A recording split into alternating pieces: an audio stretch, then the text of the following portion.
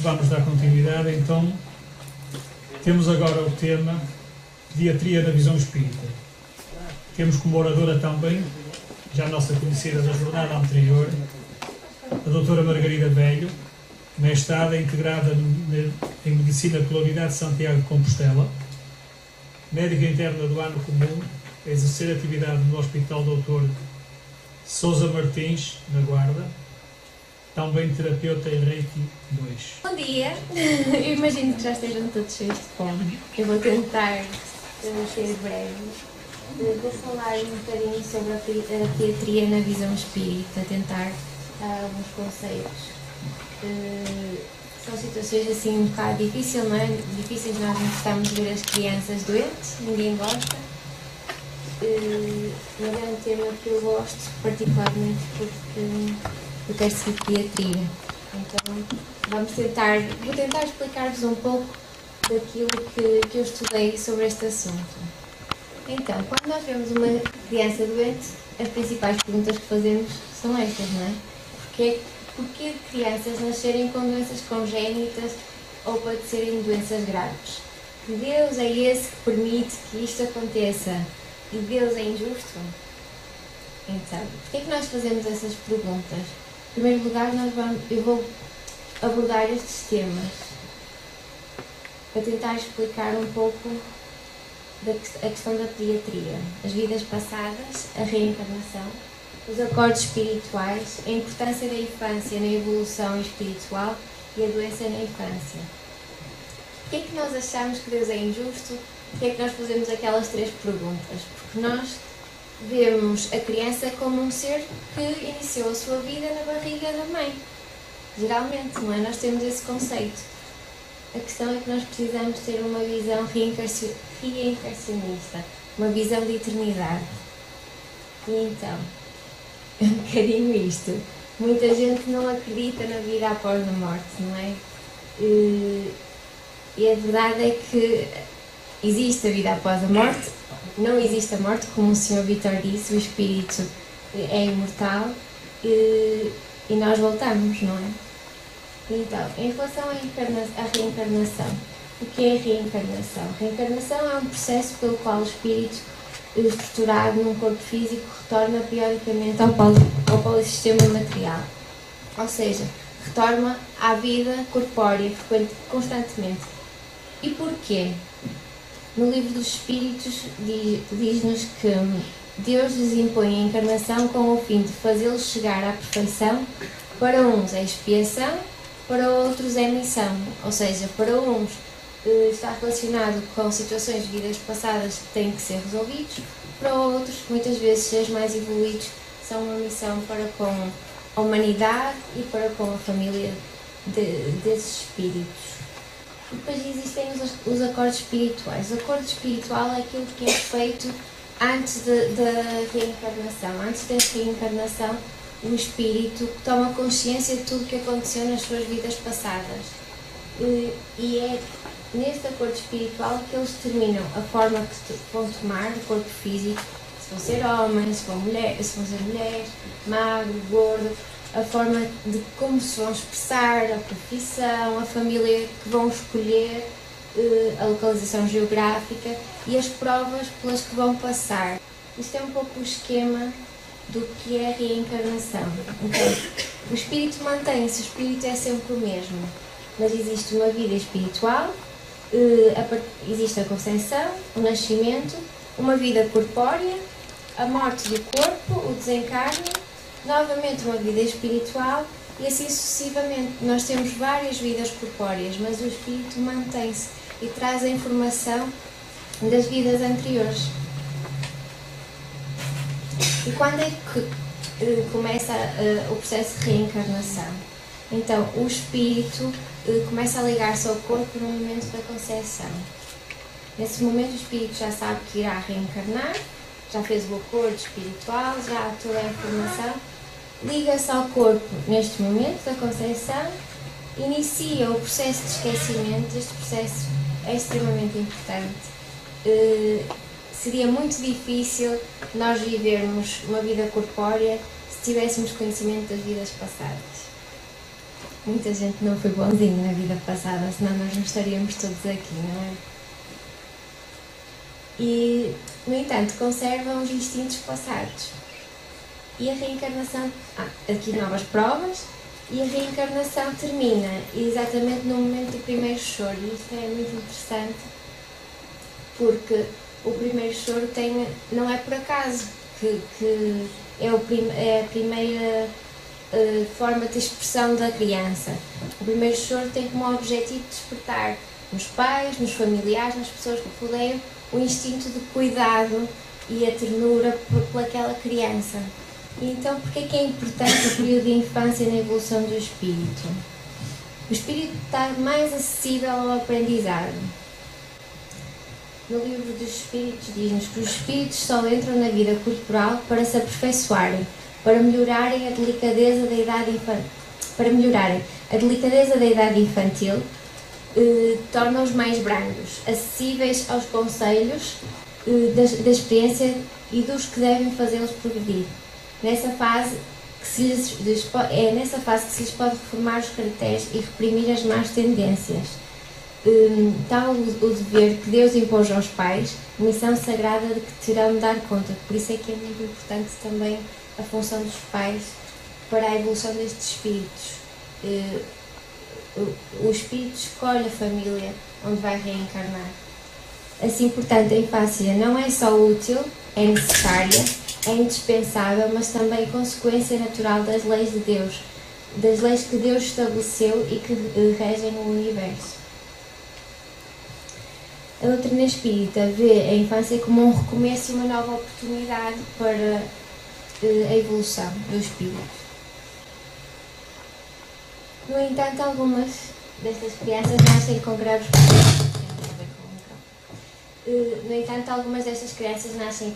problemas. Com doenças genéticas, são diagnosticadas com cancro, com poucos anos, até meses de vida. E é nestes momentos que nós fazemos aquelas perguntas. Porquê? Os pais perguntam porquê eu? Porquê o meu filho? Nós vamos tentar dar algumas respostas. E eu gosto muito desta imagem. Nós vemos sempre as crianças como seres puros, não é? Então, têm dias, têm meses de vida. Que mal é que eles fizeram para merecerem estar doentes, para merecerem passar por provas tão complicadas, não é? E então acho que esta imagem explica um bocadinho isso. As crianças não nasceram, a vida destas crianças não começou no ventre da mãe. As crianças não são seres angélicos que nascem eternamente pela primeira vez, sem máculas e sem manchas. E na maioria das vezes, estas crianças pedem pelo renascimento. Vê nesse processo algo natural e que os permite evoluir. Assim como nós, adultos, eles carregam a marca indelével de acertos e dos erros no corpo espiritual. Ou seja, a lei da causa e efeito. A doença, sob o ponto de vista espiritual, então, a doença pode estar relacionada com questões kármicas, aquilo que nós chamamos de questões kármicas de vidas passadas ou da própria vida. Quando se trata de crianças em tenra idade, geralmente se relaciona-se mesmo com vidas passadas, com provas que elas aceitaram, com missões que elas se predispuseram a cumprir. Então o espiritismo vê estas doenças como, por exemplo, o cancro, como uma oportunidade para a reavaliação de atitudes e assim dar lugar à evolução espiritual. No caso do cancro, sob o ponto de vista espírita, existem duas situações. Existe a causa que remonta às vidas passadas, como já foi referido, quando há uma destruição do perispírito e a cura passa pela doença física, ou quando existe uma missão no núcleo familiar. Neste caso, o espírito muitas vezes já atingiu alguma evolução e tem a oportunidade de solicitar essa doença como uma missão para com a família. Isto é muito comum, por exemplo, em doenças crónicas. Nós vemos que existem, às vezes, em algumas famílias, alguma instabilidade. Por exemplo, vou dar um exemplo: o pai só pensa no trabalho, a mãe está preocupada com outras coisas de casa, de outras coisas que não o núcleo familiar, e há um distanciamento entre a família. Estas crianças vêm com essa função de união, muitas vezes. E quando há uma doença crónica, é comum que, quando eles adoecem, os pais unem-se muito mais. Ela está a cumprir a missão dela.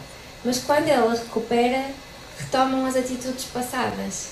E acontece muitas vezes em doenças crónicas que a doença agudiza novamente e a criança volta a ficar doente, exatamente com o propósito dos pais voltarem a unir-se novamente. A deficiência mental também é um caso em que não é o espírito não teve sempre a deficiência mental noutras vidas, é um caso da vida presente, é uma incapacidade momentária da manifestação do espírito e não é uma incapacidade intrínseca da alma encarnada. A sua origem está geralmente em processos kármicos. Vamos dar alguns exemplos. Por exemplo, espíritos que desenvolveram pouco sentimento. É o caso, por exemplo, das crianças com síndrome de Down, que são crianças que são extremamente afetuosas.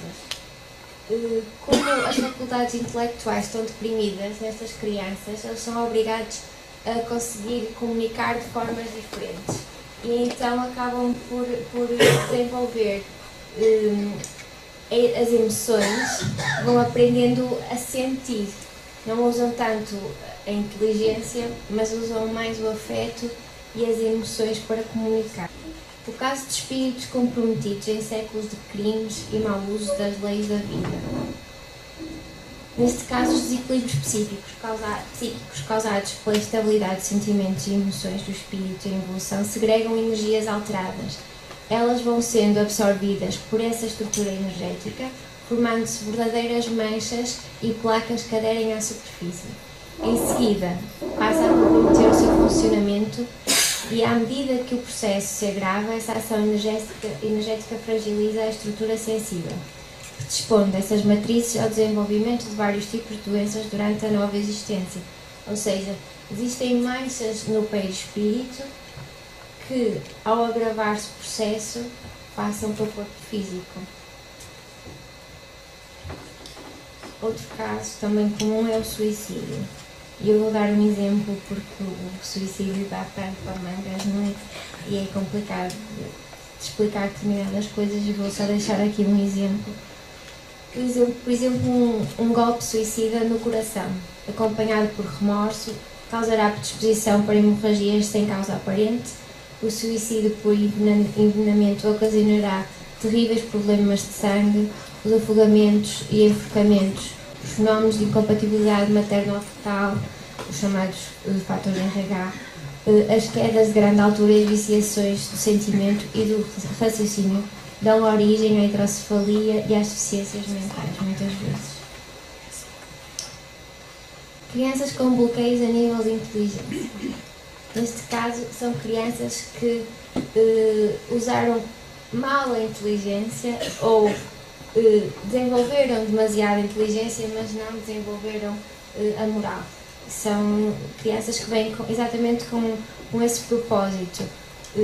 Como a parte da inteligência está um pouco deprimida, elas acabam por desenvolver a humildade, experimentam profissões mais humildes, mais simples, se pode dizer que existem profissões humildes, não é? E acabam por desenvolver a sua parte moral. Crianças com déficit de atenção e hiperatividade, que é um bocadinho a doença da moda, não é? Se fala muito. São espíritos que se sentem e agem como nobres, que têm dificuldade em lidar com a autoridade. São espíritos com dificuldade em socializar e não ser com iguais. E são espíritos dotados de intelectualidade, mas com um grande descompasso em relação à evolução moral. Neste caso, assim como o anterior, a função é mesmo esta, vem com o propósito da evolução moral também. Divaldo Franco esclarece que os pais podem ser os autores intelectuais dos atos que estão na origem da atual deficiência do filho. Talvez sejam aqueles que lhes desrespeitaram os valores morais, ou então os responsáveis negativos do passado que voltaram para ajudá-la a suportar as circunstâncias. Portanto, não é por acaso porque eles são os pais daquelas crianças, eles são escolhidos com um propósito. E o que deve ser o comportamento dos pais perante um filho que nasce com uma deficiência física ou mental? E é possível desenvolver-se uma vida saudável ao lado destas crianças? Isto foi psicografado, é do espírito Camilo, por intermédio do médium Raul Teixeira, e acho que esta mensagem é extremamente importante. Embora as compreensíveis frustrações que costumam invadir a alma dos pais e dos filhos portadores de deficiências quaisquer, a certeza divina deve ser para eles o grande ânimo e indispensável consolo, conscientes de que não há injustiçados pelas leis de Deus sobre a terra. O problema com que os seus filhos se acham assinalados está na pauta da lei-causalidade, na certeza de que o pai não dá pedra ao filho que pede pão. Reconhecerá que essas crianças renasceram sob seus cuidados paterno-maternais e porque eles os ajudaram na marcha dos equívocos, de múltiplas formas, ou porque prometeram no mundo espiritual dar-lhes amparo, orientação, mão amiga, a fim de atravessarem as estradas das expiações com real aproveitamento das limitações. Importante que esses pais, com filhos seriamente limitados, por isto profundamente dependentes de cuidados, se sensibilizem perante os filhinhos, carentes e muito amados, interpretando-os como pedras preciosas que o Criador colocou sobre seus cuidados, sobre seus desvelos, de modo a transformá-los em gemas rutilantes, valiosas, glorificando a vida. A vida junto aos filhos portadores de deficiência se mostrará tão normal quanto o permitirem a maturidade e a visão do mundo que tenham. Serão tão felizes quanto se sintam cooperadores de Deus, enquanto crescem a seu turno para o grande amanhã, quando se encontrarão em plenitude de saúde e harmonia com os filhos redimidos, sadios e felizes. E depois eu gosto muito desta frase. E acho que isto é um conselho para os pais, para os médicos e para todos nós. O melhor remédio é o amor e o carinho. E um dia alguém perguntou: e se não funcionar? O sábio sorriu e respondeu: aumenta a dose. E depois falámos um pouco sobre a morte na infância. O porquê de tão frequentemente a vida se interromper na infância. O Livro dos Espíritos diz-nos que a curta duração da vida da criança pode representar para o espírito que a animava o complemento da existência precedentemente interrompida antes do momento em que devera terminar a sua morte. Também não raro constitui provação ou expiação para os pais. E acho que o mais importante de tudo é relembrar-nos que Deus é amor. E acho que toda a gente percebeu que Deus não é injusto e que aquelas 3 perguntas iniciais perdem sentido depois de compreendermos que a vida não começa no ventre da mãe e todos nós estamos aqui porque queremos evoluir e essas crianças estão a receber uma nova oportunidade e Deus é justo. Obrigada.